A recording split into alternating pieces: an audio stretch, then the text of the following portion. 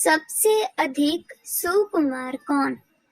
गौड़ देश में वर्ध नाम का एक नगर था जिसमें गुणशेखर नाम का राजा राज करता था। उसके अभयचंद्र नाम का दीवान था। उस दीवान के समझाने से राजा ने अपने राज्य में शिव और विष्णु की पूजा, गोदान, भूदान, पिंडदान आदि सब बंद कर दिए। नगर में डोंडी पिटवा दी कि जो कोई ये काम करेगा उसका सब कुछ छीन कर उसे नगर से निकाल दिया जाएगा। एक दिन दीवान ने कहा, महाराज, अगर कोई किसी को दुख पहुंचाता है और इसके प्राण लेता है तो पाप से उसका जन्म मरण नहीं छूटता, वह बार बार जन्म लेता और मरता है। इससे मनुष्य का जन्म पाकर धर्म बढ़ाना चाहिए। आदमी को हाथी से लेकर चींटी तक सबकी रक्षा करनी चाहिए। जो लोग दूसरों के दुख को नहीं समझते और उन्हें सताते हैं, उनकी इस पृथ्वी पर उम्र घटती जाती है और वे लूले लंगड़े, काने बौने होकर जन्म लेते हैं। राजा ने कहा, ठीक है। अब दीवान जैसे कहता राजा वैसा ही करता। दैव योग से एक दिन राजा मर गया। उसकी जगह उसका बेटा धर्मराज गद्दी पर बैठा। एक दिन उसने किसी बात में नाराज होकर दीवान को नगर से बाहर निकलवा दिया।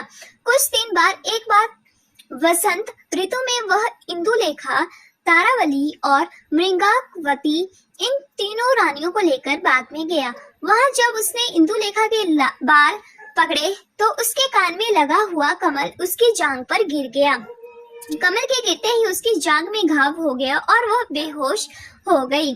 बहुत इलाज हुआ तब वह ठीक हुई। इसके बाद एक दिन की बात है, तारावली ऊपर खुले में सो रही थी। चांद निकला। जैसे ही उसकी चांदनी तारावली के शरीर पर पड़ी, फफोले उठाए। कई दिन के इलाज के बाद उसे आराम हुआ। इसके बाद एक दिन किसी के घर में मसूलों से धान कूटने की आवाज हुई।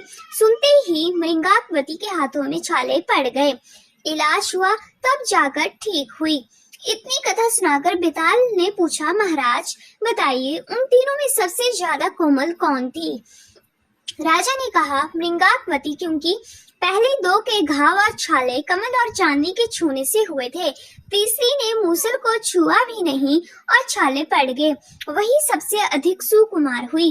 राजा के इतना कहते ही बेताल 9-2-11 हो गया। राजा बेचारा फिर मसान में गया और जब वह उसे लेकर चला तो उसने एक और कहानी सुनाई।